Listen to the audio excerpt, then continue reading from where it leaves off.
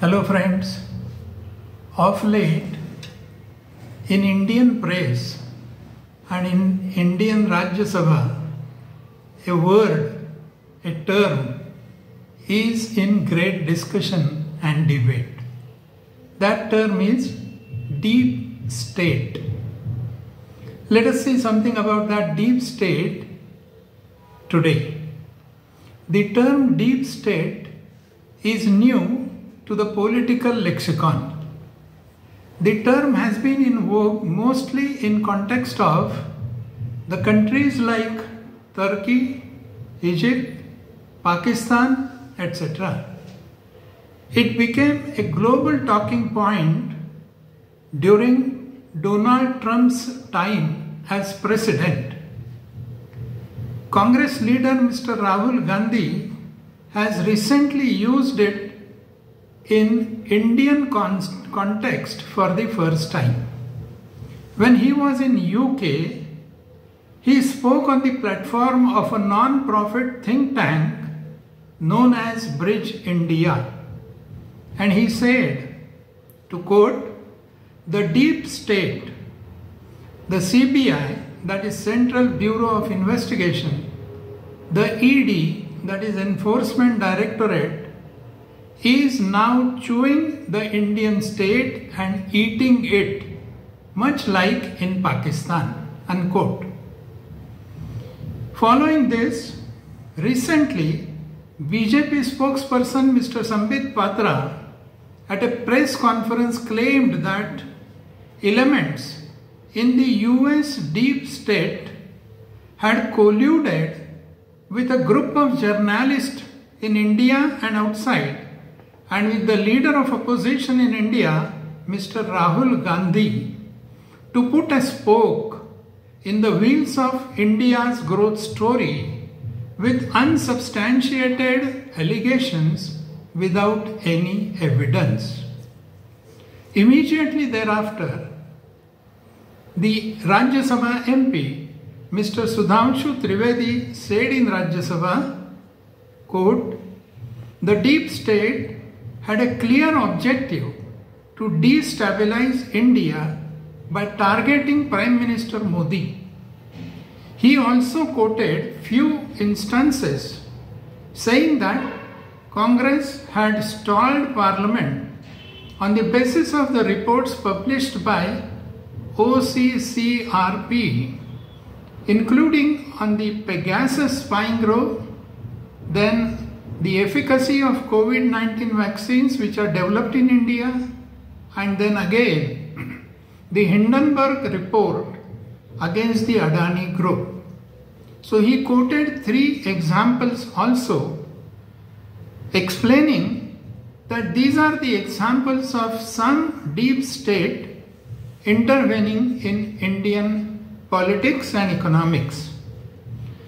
After these allegations in Rajya Sabha, the Rajya Sabha chairman, Mr. Jagdeep Dhankad, immediately took a note of it, and he said in the parliament, quote, "Mr. Sudhanshu Trivedi had raised a serious issue, and opposition MPs would be allowed to present their views.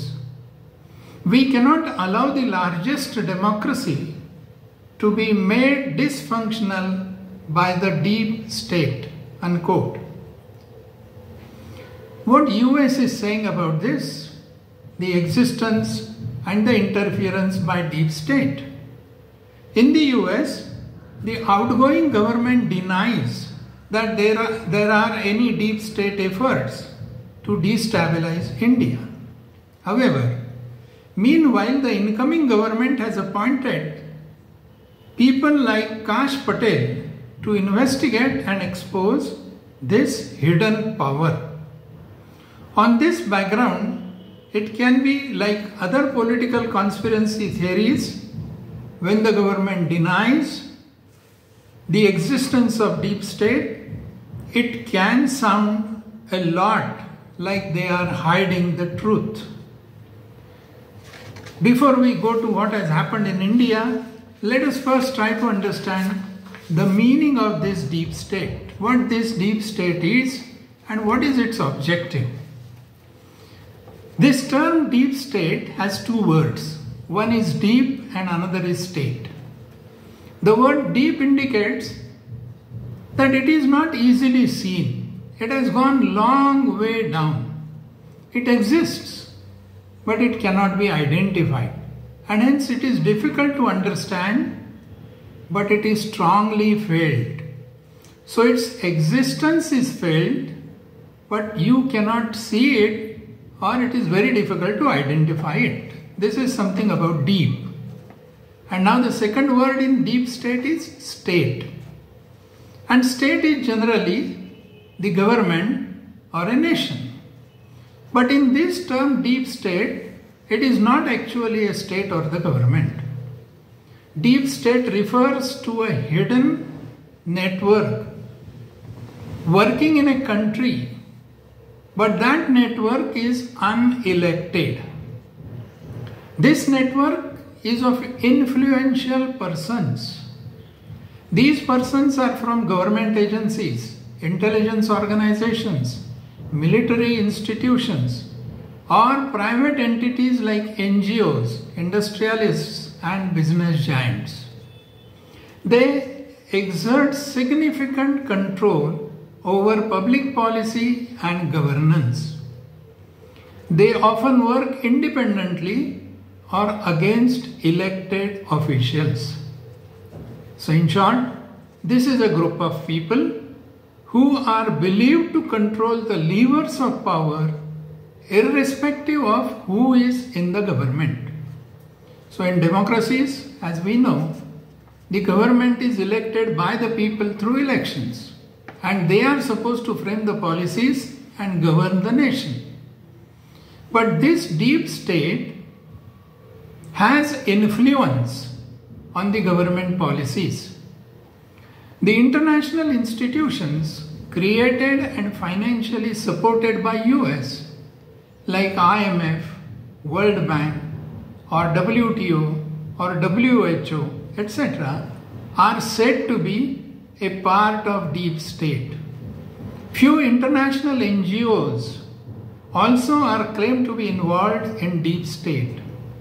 A more sophisticated network of this deep state is developed over next few decades of media houses, rating agencies, multilateral institutions, financial institutions, politicians, and businessmen.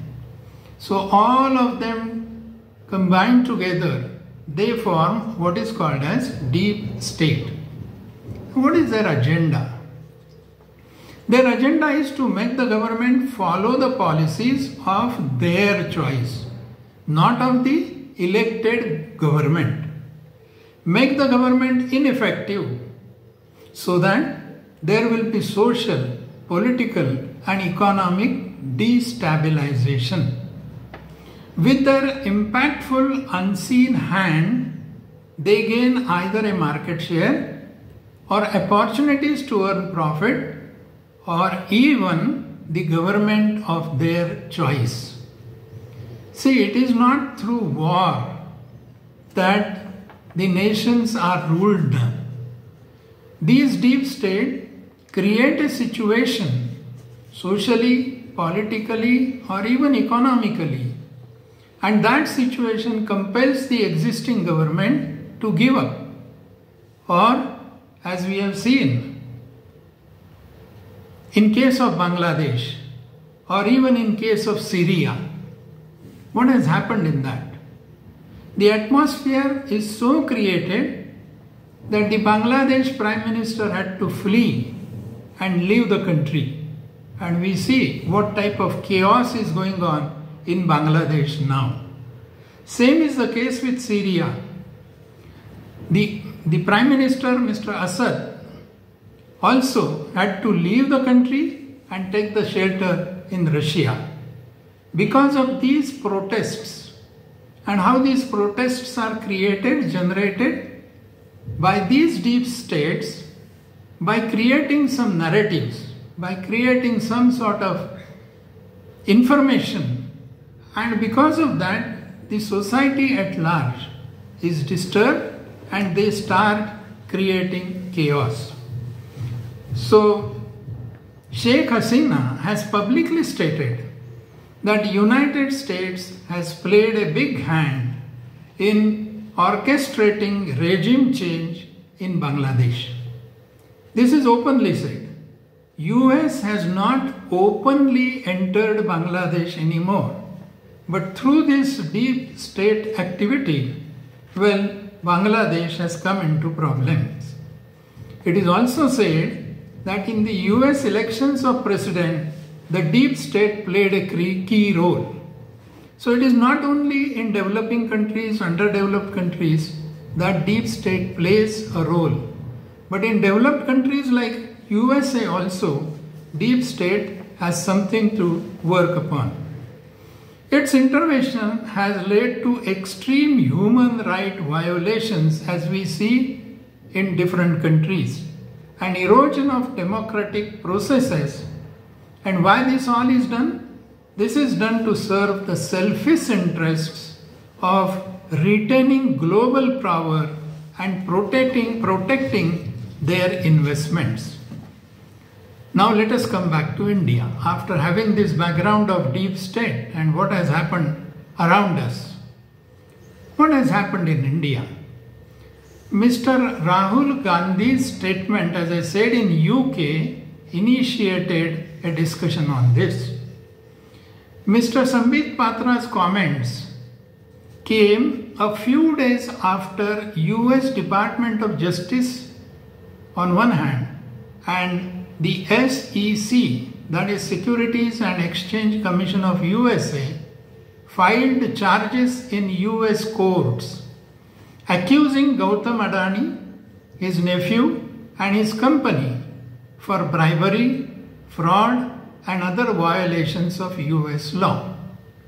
This was the starting point, I may say. In support of these charges against Adani, Rahul Gandhi has cited reports by an overseas web portal. Name of that portal is Organized Crime and Corruption Reporting Project, short form of which is OCCRP. He has cited the report of this. Now this OCCRP again is foreign-based organization. They have published a report, and the base of Rahul Gandhi charges is the report of this OCCRP. Now what BJP has said about this report? BJP said this report is singularly focused on targeting the Adani group and its supposed closeness to the government. Now what about this OCCRP? A French portal, Mediapart, has said that OCCRP was funded by the US Agency for International Development and other deep state figures like the billionaire investor George Soros. So let me draw your attention to two things. OCCRP is a foreign concern. It is supported by US Agency for International Development and also by the other figures like George Soros. BJP claims that US State Department is behind this agenda. OCCRP has served as a media tool for carrying out a deep state agenda. So this deep state has an agenda. That agenda has to be circulated, that agenda has to be implemented, and for which some media agency is required. And that media agency is OCCRP, it is said. A French investigative media group has revealed that 50% of OCCRP's funding comes directly from the US State Department. Considering all this, we can have a doubt of this deep state intervention in Indian economy. Surprisingly, both Mr. Rahul Gandhi and BJP are claiming that deep state is trying to destabilize Indian government. For Rahul Gandhi, the deep state is CBI, ED, etc. While BJP argued that the deep state in India working is US State Department and George Soros-like persons and multinational corporations through OCCRP. For a common man like you and I, let us keep aside the deep aside state, whether it is X or Y. A common man needs to know the truth behind this. It is therefore good that the Rajya Sabha chairman is after this. He has taken a serious note of this and has said that he will give opportunity to the opposition to explain their stand. Let us hope the reality will come out of the debate and investigation. Till then, what we as Indians should do, we must exercise caution when being supplied with misinformation to influence and investigate. Because the agenda of this deep state is sprayed through media, electronic, print and whatnot. We have to take the caution and verify whether this information is really a true information or is the misinformation to influence and to instigate. India is a pole of authority in the new multipolar world order. The position of India has improved a lot, and the vested interests of Wests are likely to exercise all their powers to slow down and destabilize the nation, so that this India's position of a pole in new world order will not become strong. Let us be careful and take alert.